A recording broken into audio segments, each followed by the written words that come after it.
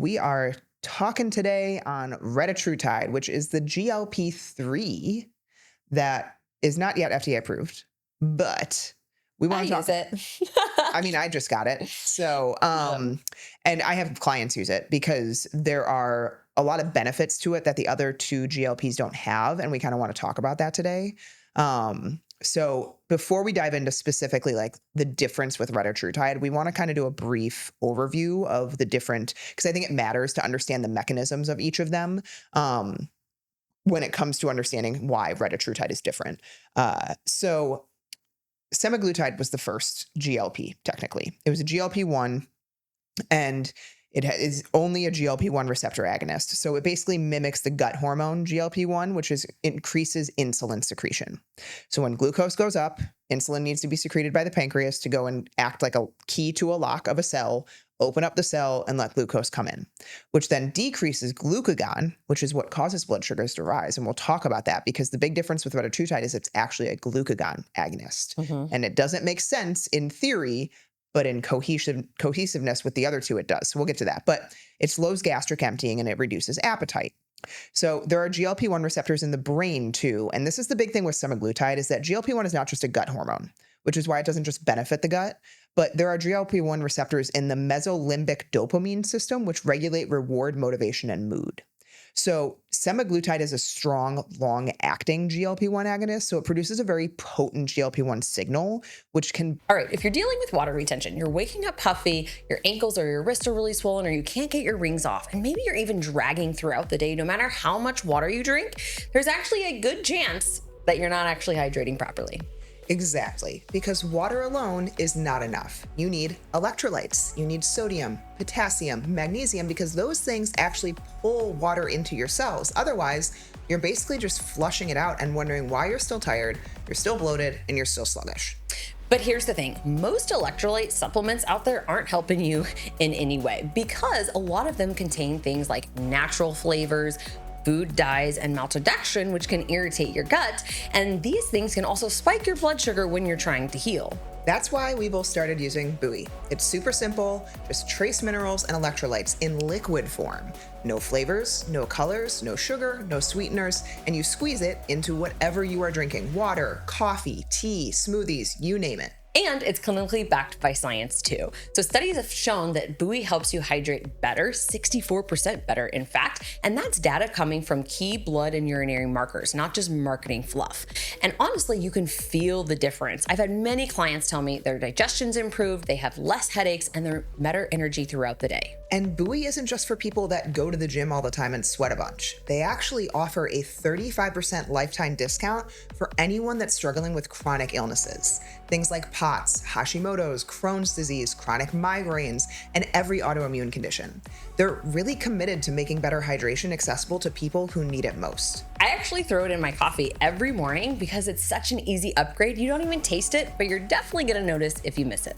If you're tired of playing hydration roulette and want something that actually supports your body, you've got to try Buoy. It's honestly one of the simplest ways to feel better faster. Blunt dopamine release in response to food and other rewards, which is part of why people lose interest not only in eating, like if people have binge eating issues, if people have overconsumption, all of those things, but drinking and also sometimes other pleasures. So this is something that Megan actually talked about at our event and something that I experienced when I went on semaglutide because I did semaglutide for like 2 weeks and then I was like, I cannot do this. I am depressed because although it, yes, reduces cravings, been kind of like that food preoccupation, some people also experience what's called anhedonia, which is basically the loss of pleasure. Like it's not just food you're uninterested in, you're uninterested in everything. Everything, yeah. And I think that there's probably some beginning states that people have when they go on it that affects this. Like I probably have some dopamine issues. It's possible. I have exerted all of my dopamine efforts. So when it lowered dopamine even more, it maybe worsened things. Like I was truly depressed. I've never felt that before. And when I was on semaglutide, I felt that. So it seems a lot more common with semaglutide than it does with tirzepatide and retatrutide. But semaglutide is also known as Ozempic or Wegovy. So Ozempic is FDA approved for type 2 diabetes. Wegovy is FDA approved for chronic weight management or basically like obesity. And weight loss efficacy is about average loss is about 15% of body weight in the clinical trials. It was basically like the first wave of the drugs. Yeah. So just to back up a little bit here, because I had a bit of an argument with a woman on Instagram last week. I love having a little chitter chatter Just back arguing. and forth Mhm. because she was asking, and I'll have some reels coming out about this, about like natural GLP-1. And I think it's important to understand first GLP-1, what that means. Glucagon like peptide 1. So this is naturally made in the body. All peptides, like when we think about that, peptides are chains of amino acids. We naturally make them in the body. They're produced by gut bacteria. And so with the GLP-1 signaling, we need specific gut bacteria to communicate to help your pancreas release insulin when blood sugar rises, so that, as Becca mentioned before, we can get blood sugar into the cell, burn it off as energy. Everybody's happy, blood sugar stable, weight is, moving in the direction that you want. You have appetite signals that are, reasonable, right? We're hungry, we feed, we feel, satiated, and we're satisfied, and we can move on for the next 3 to 4 hours before our next meal. But when we have gut bacteria, and this is influenced by a lot of different things, environmental factors, your diet, sedentary lifestyle, diet in terms of processed foods, not eating one ingredient whole foods. Maybe you're a female and you're avoiding carbohydrates, and we're seeing some of these bacteria really get depleted in the gut. We lose some of this signaling. So this is why when we take these things exogenously, right? We're now taking this GLP-1 and putting into our body in the form of injection. Now they have oral forms, and they even have the buccal strips as well that you can, put under the tongue, and that will go into the bloodstream. This is assisting your body to upregulate this production, right? And kind of help what has been downregulated or not functioning the way that it should. And the very big important piece that I want to drive home here before we move on is that you will struggle to see plant-based peptides be as effective. So she was arguing with me about this Make Wellness company. So I went down a rabbit hole. There's only one research article that they have on this fava bean peptide compared to thousands of studies on GLP-1. These have been around and researched for decades. The thing is that big pharma just picked them up in the last few years and really realized after, FDA approval and everything, how much this can change, weight for people, lowers inflammation. It can protect blood vessels. It can support heart health, blood health, blood vessel health, all of these things. And since then, we have a pharmaceutical beast that is making more money off of these peptides than any other drug to date in the history. So when you're thinking about cardiovascular disease, you're thinking about cancer and all of those things, GLP-1s in the last few years have been more profitable to big pharma than any of those other drugs. So we like them. We think that they're very valuable, but I also think that it's very important to understand that the way we use them functionally and like microdosing and minimal effective dose is much different than the way that conventional medicine uses them and continues to drive up doses higher, higher, higher, and higher, because that's more money, money, money, money. That's the way I want you to kind of think about this.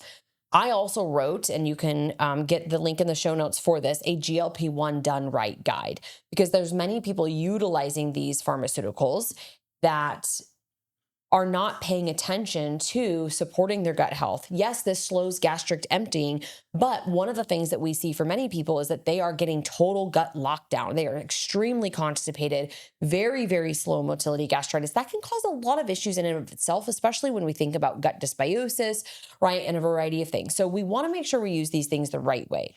They're also sodium sparing, so we want to make sure that we're getting good electrolytes and potassium and those types of things in so that we can support our cells.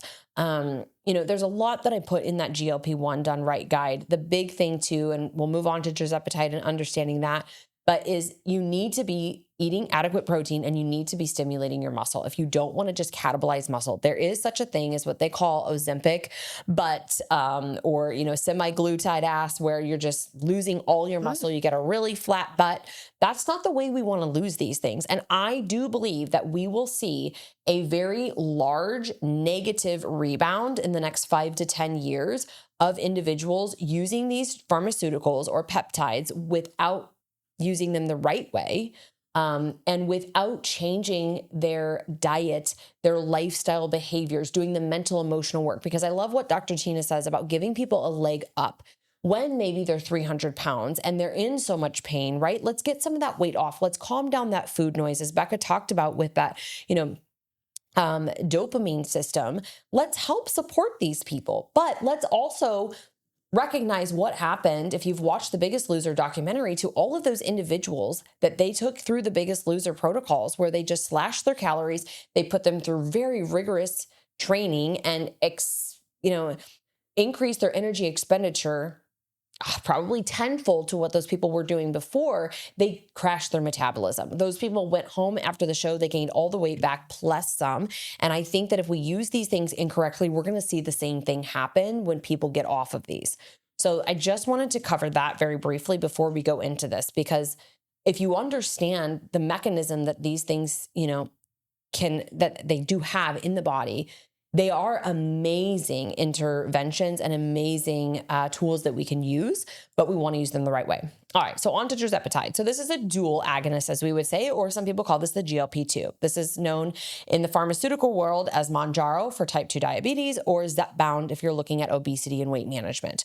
So this has got the GLP-1, but it also has the GIP, glucose-dependent insulinotropic polypeptide. So this can further enhance that insulin secretion. So this is something that we do see clinically support individuals who are very stubborn with their insulin resistance. Like, we're not seeing insulin resistance coming down, or insulin coming down on semaglutide, or maybe they've used semaglutide for a period of time and now it's no longer working for them. You add in this GIP and this helps bring that insulin down even more. This also can help with the appetite suppression and improve fat metabolism. So in the research, they saw an average of 20 to 22% of body weight in the trials, so a little bit higher than that 15% seen with semaglutide. And again, they call this that next generation because of the two incretin pathways showing stronger effects on weight loss and metabolic markers. I also would say that clinically, we see this with less side effects. So a lot of people going on semaglutide experience nausea, fatigue, very slow motility and constipation, like I said. Could be headaches, right? So remembering that these help with inflammation, if you're lowering inflammation, and that means things are getting released from the cells, because you're basically forcing the cells to open up, right? So that we can get glucose into the cells and forcing things to be signaled properly, then you can experience even some like die-off reactions. So with tirzepatide, I've only had 2 individuals that had these kind of side effects the way that individuals did with semaglutide. Otherwise, I see most people, again, we're using the lower dose than what conventional medicine is starting at. They tolerate it much better. They don't notice as much of those side effects in terms of constipation or nausea. Yeah. So I see the same thing with tirzepatide. And tirzepatide seems to be better with the mood too. So retatrutide, tirzepatide is the GLP-1, the GIP. Retatrutide adds the glucagon. So again, just a quick remembering. Refresher. It was like refurbished, refresher. GLP, appetite suppression, glucose control. GIP, synergistic insulin secretion, also helps a little bit additionally with fat metabolism. So it helps get fat cells kind of releasing. And then glucagon actually increases blood sugars. So why would you have something that is increasing blood sugars when that is what we are trying to decrease? Well, this is where it gets really interesting. When you combine it with GLP-1 and GIP, what we have seen that alongside those other mechanisms, it actually helps release these excess fat stores in fat tissue and in the liver.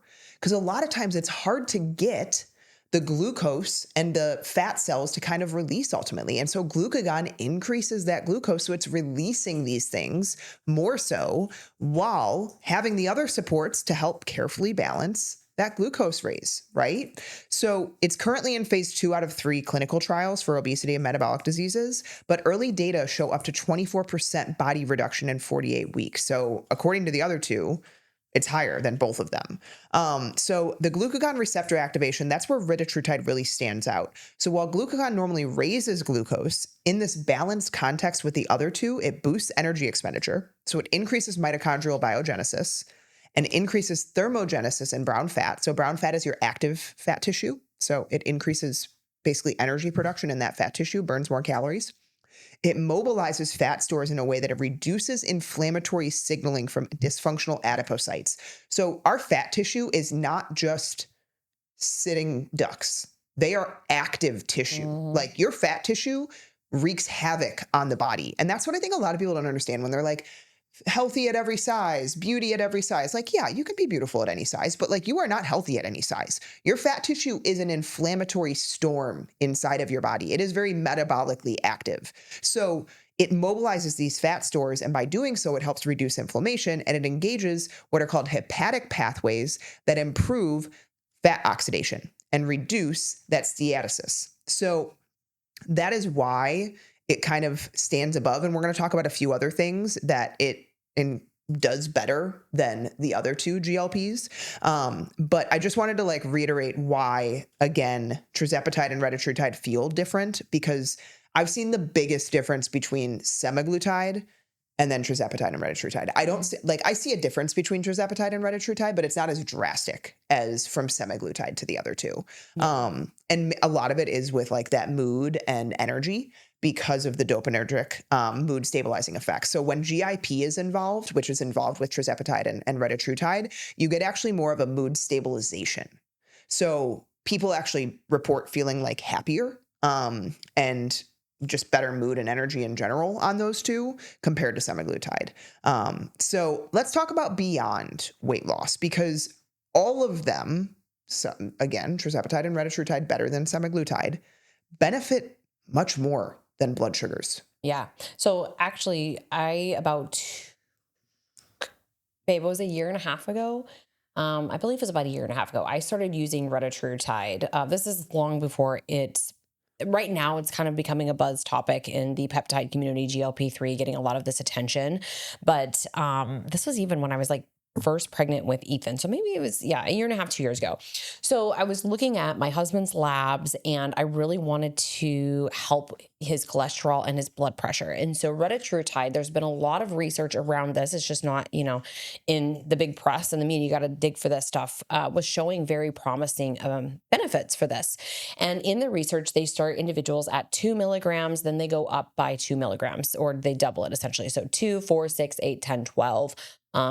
In the research articles that I was reading. So at that point in time, I chose that I was going to start him with 1 milligram, and we saw some really great effects. He thinks that the AOD paired with retatrutide is really what gave him like his 6-pack back, because he's a man and it's just so easy for him to get that like washboard abs again. It's so frustrating. But I want to talk a little bit about why this can happen. So when we think about the glucagon aspect in retatrutide, this is not just the raised blood sugar hormone. It also acts on the heart and blood vessels. It increases our vasodilation. So this widens the blood vessels and that helps lower blood pressure.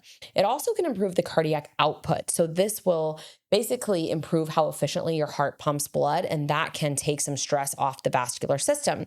And so for people with metabolic syndrome, where vessels are really stiff and inflamed, like we're seeing a lot of HSCRP, right, sedimentation rate, some of those things definitely could be very helpful and promising.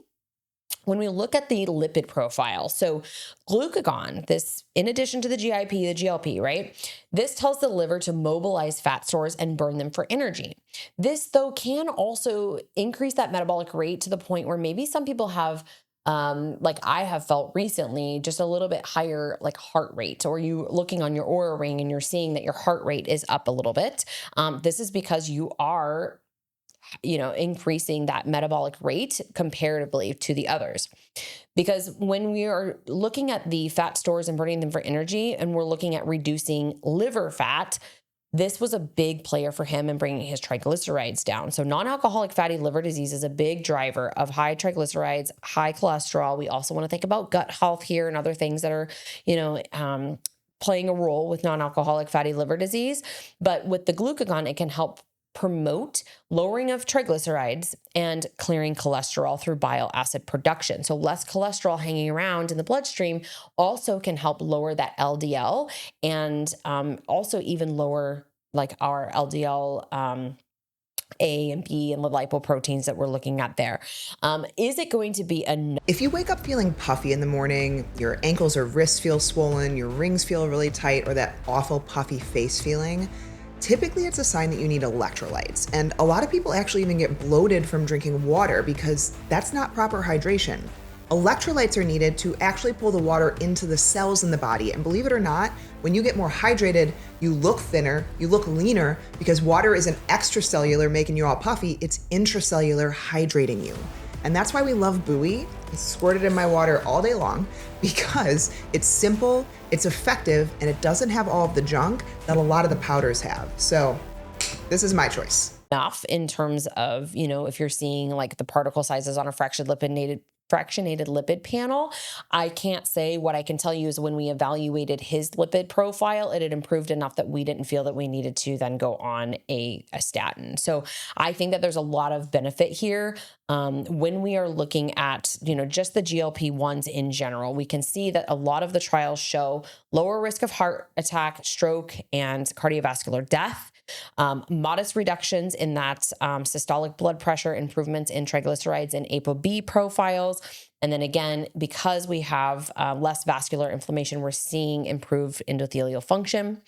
When we think about the cognitive side and we think about, your brain function, I think the biggest thing here, and I'll let Becca weigh in on this too, when we think about Alzheimer's disease especially, or neurodegenerative diseases, blood-brain barrier, neuroinflammation, a lot of these things we're going to look at from a high blood sugar perspective, right? This degrades the body. We know that Alzheimer's is even called type 3 diabetes. And so what we're looking at in terms of the clinical studies and the data, it shows that the beta amyloid plaque formation and better neuronal survival in the animal models. Again, human trials are underway for a lot of this, but I just can't help but think like we can improve the neurological abilities because we're lowering inflammation, we're improving blood flow, but at the same time, we're getting blood sugar and insulin resistance in control. And therefore, that, is lessening the risk of something like that dementia or Alzheimer's if it's coming from that type 3 diabetes. Yeah. And I would say that added with proper hormone replacement therapy in perimenopause and menopause can be an absolute game changer for women. And it's why I think so many women are going to these. It's the biggest qualm we have is that they're just doing them incorrectly and they're not dosing them properly and they're working with people that don't know what they're doing. But between the ability to lower inflammation, lower, insulin resistance, improve blood sugar regulation, which is how your cells, your brain cells are fueled, right? If you have insulin resistance in your body, you have insulin resistance in your brain. It's why you deal with brain fog. It's why you deal with memory recall issues, all of those things, as well as hormones, right? You need both. So yes, I agree. And I think it's from many different pathways. I think one of the coolest things is the cancer.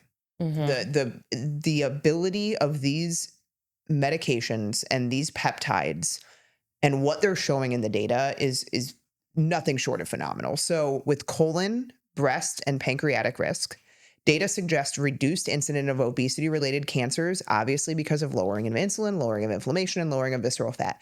Cancer is a metabolic disease. I don't know how else to spin it or say it, but yes, there are factors and many layers to what cancer can develop within, but if you are metabolically healthy, it makes it a lot harder for a cancer to develop in the body because cancer fuels off of glucose. And so I'm not saying don't eat sugars, but make sure your body can handle sugar, right? And that's what GLP-1s are helping with, which is why I think they're helping with a lot of these things. And cancer is an inflammatory disease as well. Like I think both of those factors are two of the main fuel sources for a cancer. Mm-hmm. And when you manage those, obviously you need lifestyle factors as well. You need to exercise, you need to eat healthy alongside these tools, but it's just powerful. So you might use these things, and I'll let you touch on this. You might use these things to help assist you if you are really stuck. So like for me, when I first used the semaglutide a few years ago, I was stuck in sugar burning state. I could not get ketones up. I couldn't get my blood sugars down. And this was after I was previously in a hypoglycemic state where my blood sugar was low. So then it was high. So when you're stuck in that sugar burning state, that is where disease proliferation and cancer growth, right? These abnormal growth, whether it's tumors or it's fibroids or whatever. And so that's where autophagy is really, really important. There's many ways we can stimulate autophagy, but you might use these as a tool the way that I did to help you get into some deep fast, because it's going to help on that side of appetite suppression. It's going to help with the mental, kind of aspect when you're trying to do, like, I remember when I was trying to really start doing some of those longer fasts and I was struggling, it definitely helped me. So I just wanted to add that there, because if we're thinking about even some of the cancer protocols that people go through, and there's really cool research that we'll talk about too, just with tirzepatide showing it slashed breast cancer tumors by 20%. That's amazing. These could be part of our cancer protocols, but the main underlying reason is because it's going to help get that blood sugar down, correct insulin, and then also support that autophagy. Yeah. It even shows that some studies suggest these agonists can reduce proliferation in certain cancers in terms of the tumor, like anti-tumor effects. And then kidney and liver health. These, along with, I would say, SS31, some other peptides, have pretty profound effects on kidney and liver function. So kidney health, what GLP-1s seem to show is that they improve protein leakage in urine, which is an early marker of kidney damage. So albumin, when albumin levels are high in the urine, it's an indicator of kidney damage. So it seems to improve the protein leakage. It lowers chronic kidney disease progression. So trials show less decline in EGFR. EGFR is a common kidney marker. You don't want it below a 90. And when they get into like the 60s, 50s, we're looking at like stage 2, stage 3 kidney disease. Because again, systemic inflammation, they lower blood pressure, they reduce renal oxidative stress, right? And then liver health. Non-alcoholic fatty liver disease is unbelievably common. It's 1/3 of the population. Many people don't know they have it. And semaglutide and tirzepatide reduce liver fat and inflammation. Fibrosis. Some studies suggest histologic improvement in fibrosis scores, fibrosis of the liver, scarring of the liver, essentially. And then because of the mechanism, they reduce this lipogenesis, they improve insulin, and they directly support anti-inflammatory pathways. So in terms of retatrutide, I want to talk specifically on a couple things. One is the fat cells. So the way I explain this is when fat cells get overstuffed, they become kind of angry, and they release these inflammatory messengers called TNF-alpha and IL-6. These are kind of like the fire alarms your fat cells send out when they essentially trigger inflammation all over the body. So what retatrutide does is it cools down fat tissue better than semaglutide and tirzepatide, which means that there's fewer of these inflammatory messengers that get released, which lower the alarms and calm the system. So it's something that it does essentially better than tirzepatide and retatrutide. And then for liver health, extra fat often builds up on the liver, which leads to this inflammation and scarring. So the glucagon aspect of the drug turns on fat burning pathways in the liver specifically, in the liver's mitochondria. And that helps liver burn off fat instead of storing it. So inflammation goes down and the liver can heal itself. Coolest organ. It heals itself. Only organ that can do it. So yeah, and I'll let you talk on the inflammation aspect, because I think the inflammatory aspect's the biggest piece. Yeah. So when we think about the root of all disease, it's inflammation, right? And so when we're looking at a blood panel and we're seeing high C-reactive protein, hsCRP, the specific, high sensitivity, this is really where we know when we're above a 1, we've got work to do, because this is putting you at a greater risk for a cardiovascular event. On your blood panel, most of them are going to say 3 or above is high. Again, optimal, not normal, right? We really want to make sure that we are getting that inflammation down. So if you've not had your CRP levels checked, it's a simple blood test. It tells you, again, how generally inflamed the body is, and you want to be below a 1. The clinical trials show that retatrutide lowers CRP more than semaglutide or tirzepatide. Again, this is not just about weight. This is not just about blood sugar levels. This is about actively reducing that silent inflammation, which we know is linked to cardiovascular events, heart disease, kidney decline, and aging. And so when we look at this from an immune standpoint as well, we have macrophages, right? So these are like your body's cleanup crew. We like to call them like Pac-Mans. And so you have M1 macrophages. They are coming in and attacking things. They release chemicals that keep inflammation high. When you're in attack mode, you're at war. But then after that, you need to have your M2 macrophages come in. And those are going to be your healing macrophages. So they're going to clean up the damage, help tissues repair. And so retatrutide's effect is that it can really help shift the balance away from this M1 attack mode towards that M2 healing mode.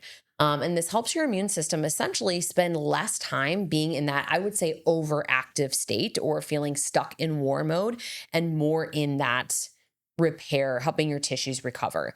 In overactive immune disease, OID, or IMID in the research now, immune mediated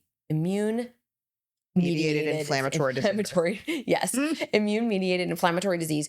In the research, when we see this is really that immune system is stuck in overdrive, right? And it can't maintain homeostasis. And so you are seeing that certain hair fire triggers are just setting you off and you're becoming more and more inflamed, right? When we're in that war mode, we can't recover. And so over time, it wears the body down. We age faster. We have fatigue. We can't lose weight, right? The body is just really, really getting depleted. So when we look at this GLP-1, the GIP, and the benefits of the glucagon to help drive that energy expenditure, it will help us in multiple ways, help calm that inflammation fire down, right? So you're fat, we're less inflamed, and we're more insulin sensitive. So we're losing fat at a faster rate. Our liver is less steatosis and fibrosis progression. So again, less fatty liver, like we're clearing triglycerides, we're lowering LDL, those types of things. And then we're also supporting vessels and improved endothelial function and improved vascular integrity, and blood flow is going to lower that CRP. So when we look at this, the triple mechanism seems to target what we call inflammaging pathway more comprehensive than other GLP-1 or GLP, the dual agonist and the GIP. So semaglutide and tirzepatide. Retatrutide, I think, is a really, really cool peptide. I think you're going to hear a lot more about it. I think that hopefully in the research, as they, come through other clinical trials and the FDA approval, I think it's the best that we have right now. But I also think that there's probably something else behind it that will be even better. But at the end of the day, if you are, looking for something like this, it will be out, I believe, in October is what they're estimating, from the standpoint of like a compounded pharmaceutical that you could get. I don't know. I use mine more from the research side. I have, again, for the last 2 years, and I've seen great benefits for my husband. I just started using it myself in the past couple of weeks because honestly, we share and there's no reason. So I'll share my dosing. I take 0.5 milligrams once a week. He's taking 1 milligram once a week again. We're going to pull AOD back in for him. We cycled that and he was like, hey, let's cycle that back in.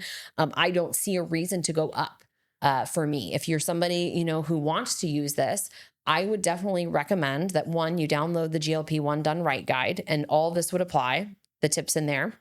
I would recommend that you get your blood work done. See where your fasting insulin is, see where your A1C is, see where your HSCRP, see what your lipids are doing, see what some of the other inflammatory markers, liver enzymes and things like that.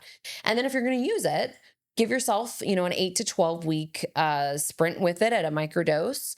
I think Becca would agree here.